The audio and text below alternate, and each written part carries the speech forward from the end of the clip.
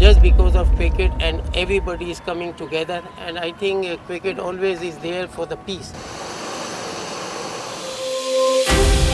जब भारतीय cricket team Pakistan आती थी तो ये सिर्फ एक क्रिकेट टूर नहीं होता था, ये एक त्योहार होता था। लाहौर की फूड स्ट्रीट्स भारतीय खिलाड़ियों और सहाफियों से भर जाती थी। इसी तरह दिल्ली और मुंबई के बाजारों में पाकिस्तानी खिलाड़ियों को शॉपिंग करते हुए मोहब्बत से खुशामदीद कहा जाता था। इसे कहते थे क्रिकेट डिप्लोमेसी। जब सियासत के दरवाजे बंद हो जाते थे तो क्रिकेट के मैदान उम्मीद की खिड़की खोलते थे। ये कोई ख्वाब नहीं, ये एक हकीकत। ये वो विरसा था जो कपिल देव और इमरान खान ने, तेंदुलकर और इंजमाम ने हमें दिया। मगर अब वो वक्त आ गया है कि भारत पाकिस्तान के खिलाफ क्रिकेट खेलने को तैयार नहीं। खेलना पड़ जाए तो इंडियन कैप्टन पाकिस्तानी कैप्टन से हाथ नहीं मिलाता। We had perfect, our government and BCCI, we were aligned. तो फिर सवाल ये पैदा होता है कि एक खूबसूरत माजी से आज की इस बदसूरत हकीकत तक हम कैसे पहुंचे? खेल में ये जहर किसने घोला? जेंटलमैनों के खेल में नॉन जेंटल हरकतें क्यों की जाने लगी? आइए इन सवालों के जवाब ढूंढते हैं। मगर इससे पहले इनकलाब को सब्सक्राइब और वीडियो को लाइक जरूर करें। तो चलिए कुछ महीनों पीछे चलते हैं। मई 2025 में पहलगाम में टेररिज्म का एक वाकया हुआ। भारत ने इस इंसिडेंट को बहाना बनाया, इल्जाम लगाया कि इसमें मुलव्विस मास्टरमाइंड पाकिस्तान में छुपे हैं। फिर कोई सबूत देने के बजाय भारत ने रात के अंधेरे में पाकिस्तान पर हमला कर दिया। शहरी आबादियों पर बम गिराए, फिर ड्रोन भी भेजे। पाकिस्तान ने 2 दिन बाद सुबह के उजाले में जवाबी वार किया।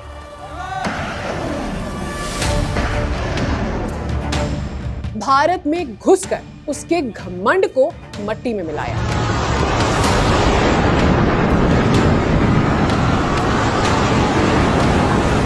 तीन राफेल फाइटर्स जेट समेत भारत के 6 जहाज मार गिराए। इसके बाद अमेरिका के कहने पर मोदी जी को अपना ऑपरेशन सिंदूर खत्म करके जंगबंदी करनी पड़ी। It was agreed between them that both sides would stop all firing. पहल तो भारतीय सेना और नेता मैं न मानू का राग अलापते रहे कि कोई प्लेन नहीं गिरे, मगर बाद में खुद इनके एयर चीफ ने मान लिया कि प्लेन्स गिरे। Not the jet being down, but why they were being down. But a jet, at least one jet was down. इस जंग के दौरान बीजेपी नेताओं के साथ गोदी मीडिया ने भी अपने लोगों को खूब चूना लगाया। कभी कराची पोर्ट तबाह करा दी, कभी लाहौर पर कब्जा करा दिया। पाकिस्तान घुस गई भारतीय सेना। कराची बंदरगाह पर भारी तबाही हुई है। India hitting Islamabad. ऐसा लगता है कि पाकिस्तान का कोई इलाका और कोई शहर बचा नहीं है। मगर कागज की नाव कब तक चलती? अंध भगत तो बुद्धू बन गए, मगर जिनके पास बुद्धि थी वो इस झांसे में नहीं आए। खैर, दुनिया भर में भारत की बड़ी हिटिंग हुई। फिर खुद नरेंद्र मोदी ने क्लेम किया कि सीज फायर उन्होंने खुद किया, मगर ट्रंप ने एक बार नहीं कई बार 2 टोक बयान दिया कि इंडिया पाकिस्तान में सीज फायर उन्होंने कराया। We stopped India and Pakistan. Ceasefire to stop the escalating violence between India and Pakistan. On Saturday, my administration helped broker a full and immediate ceasefire, I think a permanent one, between India and Pakistan, ending a dangerous conflict of 2 nations with lots of nuclear weapons. Trump के इस बार बयान से भी मोदी सरकार की बहुत ही जग हंसाई। फिर Trump ने पाकिस्तान के फील्ड मार्शल को लंच पर बुलाया, उनसे 1-on-1 मुलाकात की। अब जाहिर है सुपर पावर अमेरिका का प्रेसिडेंट किसी जंग हारने वाले को तो लंच देगा नहीं। इससे भी दुनिया को ये क्लियर मैसेज किया कि मई के मुकाबले का विनर कौन था, किसका सिंदूर उजड़ा और कौन विधवा हुआ। फिर ट्रंप ने रूस से तेल लेने के इशू पर भारत पर टैरिफ भी बढ़ा दिया। अब मोदी जी और उनके साथियों के दिल पर तो जैसे आरे चलने लगे, वो अंगारों पर लौटने लगे। मोदी जी भागे भागे शंघाई कोऑपरेशन कॉन्फ्रेंस में गए कि शायद भाग खुल जाए। जिस चाइना को कल तक भारत आंखें दिखाता था, अब उससे आंखें लड़ा रहा है ताकि अमेरिका की नजरों में फिर से समा जाए। पुतिन पर मोदी बहुत टाइम से फिदा है। इस पर एक एक्स यूजर अनुभव सिंह ने बड़े अनुभव की बात की है। वो लिखते हैं कि मोदी जी की बायोग्राफी का नाम होगा वन लाइफ मैनी मास्टर्स, यानी एक जिंदगी कई मालिक। यानी Trump, she, Putin, Netanyahu Modi को खुद को रेलेवेंट रखने के लिए किस किस से हाथ मिलाना पड़ रहा है। और इस हैंडशेक का ही नतीजा हमने क्रिकेट के नो हैंडशेक में देखा। असल में मई की झड़प में राफेल गिराए जाने के बाद से इंडियन सरकार बहुत प्रेशर में। एक तरफ देश में ऑपोजिशन ने मोदी गवर्नमेंट को आड़े हाथों लिया हुआ है, तो दूसरी तरफ वर्ल्ड लेवल पर भी शर्मिंदगी हुई है। अब इस झेप को मिटाने के लिए कभी इंडियन एयर फोर्स के सरबराह कई महीनों बाद पाकिस्तानी जेट्स तबाह करने के दावे करते हैं, जिसका कोई सबूत भी नहीं, और ना दुनिया ऐसे क्लेम को मानने के लिए तैयार है। दूसरी तरफ मोदी सरकार कभी भारतीय सेना के महिलाओं को प्राइवेट टीवी शो कौन बनेगा करोड़पति में भेजकर फोर्सेस को पॉलिटिकल मकसद के लिए इस्तेमाल कर रही है। पाकिस्तान ये करता चला आ रहा है, तो जवाब देना बनता था सर। रात को 1:05 से लेके 1:30 बजे तक 25 मिनट में खेल खत्म कर दिया। जनता को बुद्धू बनाने और सेना का मोराल ऊंचा करने की इस भोंडी कोशिश पर भी खूब लेदे हुई है। तो दोस्तों, कुल मिलाकर ये है कहानी मोदी सरकार के उस गुस्से की जो पाकिस्तान के खिलाफ उसके दिल में, और इसके लिए वो कभी इंडस बेसिन ट्रीटी सस्पेंड करने की धमकी देता है, तो कभी साथ क्रिकेट खेलने से इनकार करता है, और अगर खेलना पड़ भी जाए तो नो हैंडशेक जैसी शर्मनाक हरकत करता है। देखिए भाई, एक बात तो माननी पड़ेगी कि क्रिकेट के मैदान में भारत का पल्ला भारी। टेस्ट, वनडे और T20 तीनों फॉर्मेट में पिछले कई सालों से वो पाकिस्तान से बहुत अच्छा है, मगर डॉग फाइट में पाकिस्तान अपर हैंड रखता है। मई 2025 में राफेल समेत 6 फाइटर प्लेन का गिराया जाना हो, या फरवरी 2019 में 2 प्लेन्स गिराकर अभिनंदन को पकड़ना, पाकिस्तान ने तो जंगी कैदी से भी मेहमानों जैसा सलूक किया, उसे चाय पिलाई। I am very impressed by the Pakistani army. I hope you like the tea. The tea is fantastic. Thank you. The tea is fantastic. Thank you. और फिर गुडविल जेस्चर के तौर पर उसे भारत के हवाले भी कर दिया। भारतीय पायलट अभिनंदन को उनके मुल्क भारत के हवाले किया जा रहा है। यानी पाकिस्तान ने गोल्डन हिस्टोरिकल ट्रेडिशन को जिंदा रखा। तारीखी किताबों में है कि तीसरी क्रूसेड में जब सुल्तान सलाहुद्दीन अयूबी को पता चला कि इंग्लैंड का बादशाह रिचर्ड द लायन हार्ट शदीद बीमार हो गया है, तो उन्होंने जंग रोक दी। फिर अपने खास तबीब यानी पर्सनल डॉक्टर को उसके पास भेजा कि अगर इलाज में उसकी मदद कर सके तो करे, और सुल्तान ने बर्फ और फल भी भेजा। आपको खुसूसी मुआलिज भेज रहा हूँ, कबूल कीजिए। सलाम अलैकुम। वालेकुम सलाम। आपको शायद यकीन ना आए, और अगर नहीं आता तो भाई आप गूगल कर लें या AI से पूछ लें। खैर, बहरहाल जब शाही डॉक्टर और ये तोहफे रिचर्ड के पास पहुंचे तो उसने कहा कि सलाहुद्दीन सिर्फ मैदान जंग का हीरो नहीं है, बल्कि इंसानियत में भी बेमिसाल। एक और मिसाल ले लें, अलेक्जेंडर द ग्रेट के सामने जब राजा पोरस को कैदी बनाकर लाया गया तो सिकंदर ने पूछा कि तुम्हारे साथ क्या सलूक किया जाए। राजा पोरस ने कहा कि बादशाहों जैसा ही सलूक किया जाए।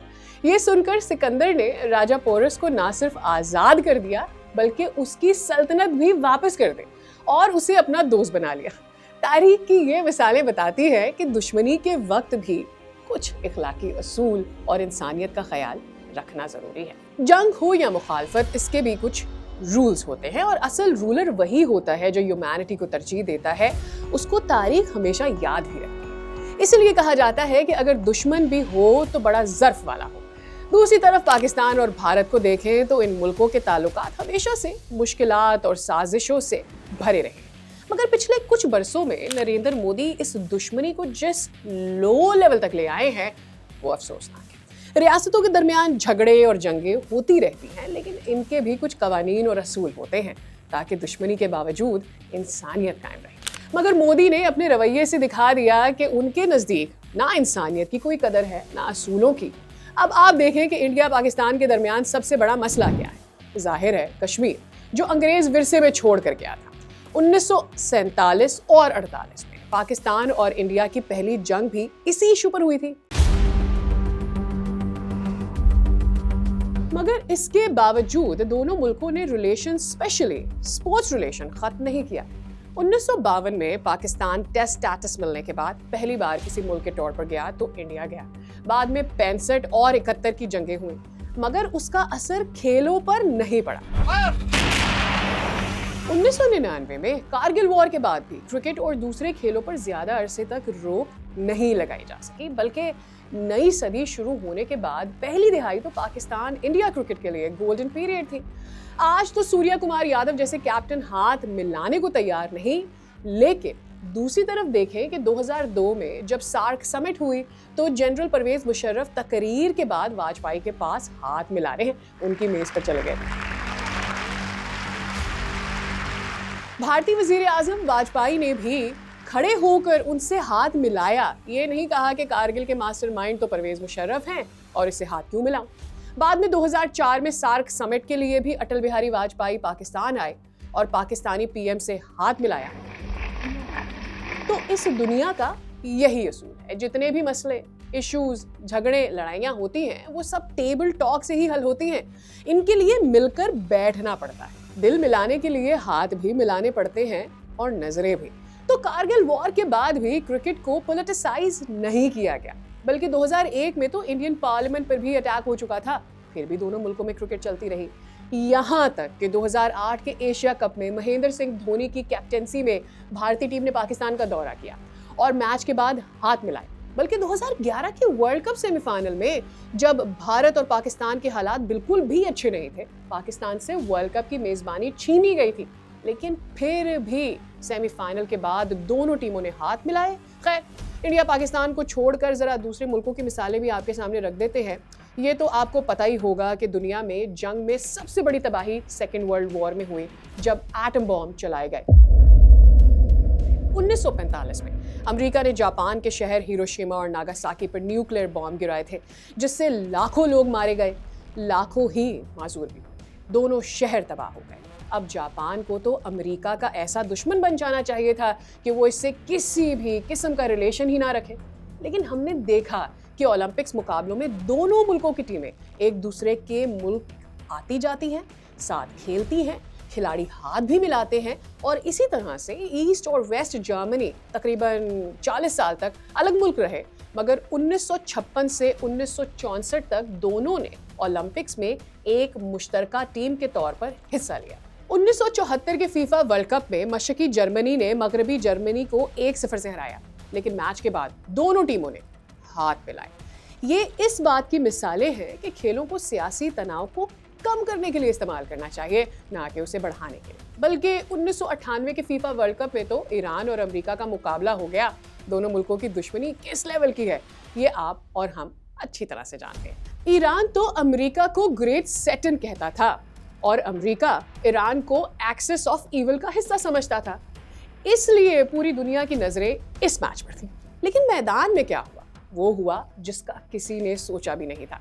मैच शुरू होने से पहले ईरान के खिलाड़ी अमेरिकी खिलाड़ियों के लिए सफेद फूलों के गुलदस्ते लाए, अमन की अलामत के तौर पर, और फिर दोनों टीमों ने एक दूसरे के बाजू में बाजू डालकर एक साथ तस्वीर खिंचवाई। उस एक लम्हे ने, उस एक तस्वीर ने साबित किया कि आवाम के दरमियान नफरत नहीं, नफरत सिर्फ हुकूमतों के दरमियान होती है। लेकिन पाकिस्तान और भारत के मामले को देखें तो तनाव बढ़ता ही जा रहा है। खास तौर पर नरेंद्र मोदी की हुकूमत के आने के बाद आज इस तनाव को बढ़ाने का सबसे बड़ा जिम्मेदार मोदी सरकार के बाद गोदी मीडिया है। वहाँ के कुछ एंकर्स बीजेपी और टीआरपी के लिए कुछ भी करने को तैयार। ये जितने भी मैच खेले जा रहे हैं उनके स्पॉन्सर्स होंगे, स्पॉन्सर से पैसा आता है। पाकिस्तान को आप पैसा देना चाहते हो? क्या उखाड़ लेंगे लोग अगर नहीं खेलेंगे? क्या बड़ा हो जाएगा? 22 अप्रैल को पहलगाम में 26 लोग मारे गए। एशिया कप में भी यही हुआ। पहले तो भारतीय मीडिया ने एशिया कप के बॉयकॉट की बातों को बढ़ावा दिया। कुछ चैनल्स ने तो ये तक कहा कि भारतीय टीम को पाकिस्तान के खिलाफ खेलना ही नहीं चाहिए क्योंकि ये नेशनल इंटरेस्ट के खिलाफ। अरे भाई, क्रिकेट खेल है, कोई मैदान जंग नहीं। पास में हम देखें तो यही भारतीय मीडिया पाक इंडिया मुकाबलों के मुतालिक अच्छा किरदार अदा करता था, मगर अब ज्यादातर चैनल सिर्फ प्रोपेगेंडा की दुकान बन गए हैं। ऐसे में कुछ सुलझी हुई आवाजें उठती भी हैं तो उन पर कोई कान नहीं धरता है। आपने सांसदों को भेजा दुनिया भर में पाकिस्तान के खिलाफ धारणा बनाने के लिए और आप ही मैच खेल रहे हैं पैसा कमाने के लिए। कह रहे हैं कि खेल भावना के लिए खेला गया, लेकिन हमारे कप्तान ने पाकिस्तान के कप्तान से हाथ नहीं मिलाया। ये कौन सी भावना थी? सारी पत्रकारिता गोदी मीडिया ने मिट्टी में मिला दी। बहरहाल भारतीय मीडिया के इस रवैये से साफ लगता है कि एशिया कप में पाकिस्तान के खिलाफ मैच से पहले भारतीय क्रिकेट टीम को जो शदीद तनकीद का सामना करना पड़ा, नो हैंडशेक पॉलिसी उसी का रिजल्ट थी। क्योंकि जब भारतीय टीम दुबई पहुंची थी तो सूर्या कुमार यादव ने एशियन क्रिकेट काउंसिल के सदर मोहसिन नकवी और पाकिस्तान कप्तान से हाथ मिलाया था, लेकिन मैच के दिन ऐसा नहीं किया।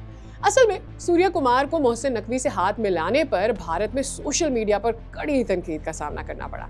भारतीय सोशल मीडिया पर देशद्रोही जैसे टैग्स चल रहे थे और कुछ यूजर्स उन्हें पाकिस्तान का एजेंट तक कह रहे थे, तो ये प्रेशर था उन पर। मगर जब मैच जीतने के बाद एक पाकिस्तानी सहाफी ने हाथ ना मिलाने को पॉलिटिकली मोटिवेटेड करार दिया तो इंडियन कप्तान ने कहा कि जिंदगी में कुछ चीजें खेल की स्पिरिट से भी ऊपर होती हैं। हम पहलगाम के मुतासरीन के साथ हैं और ये जीत अपनी फौज के नाम करते हैं। भाई अगर वाकई ये बात थी तो पहले मोहसिन नकवी से हाथ क्यों मिला लिया था? वो तो पाकिस्तान के होम मिनिस्टर भी हैं और इंडिया के बकौल अगर कोई आतंकवादी पाकिस्तान में छुपे हुए हैं तो इसकी जिम्मेदारी तो मोहसिन नकवी पर होनी चाहिए ना।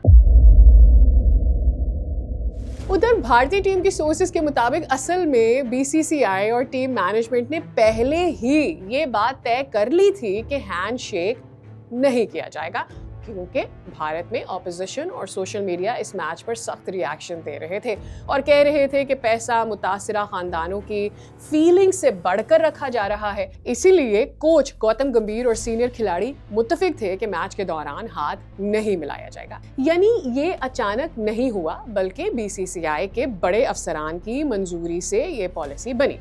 सोर्सेज के मुताबिक अब अगर इंडिया और पाकिस्तान की टीमें फिर आमने सामने आएं तो भी ये नो हैंडशेक पॉलिसी जारी रहेगी। एक बीसीसीआई अफसर ने तो ये भी कहा है कि रूल बुक में हाथ मिलाने का कोई जिक्र ही नहीं, ये सिर्फ एक रिवायत है, कानून नहीं। ठीक है भाई, शर्म ना हो तो मौजा ही मौजा।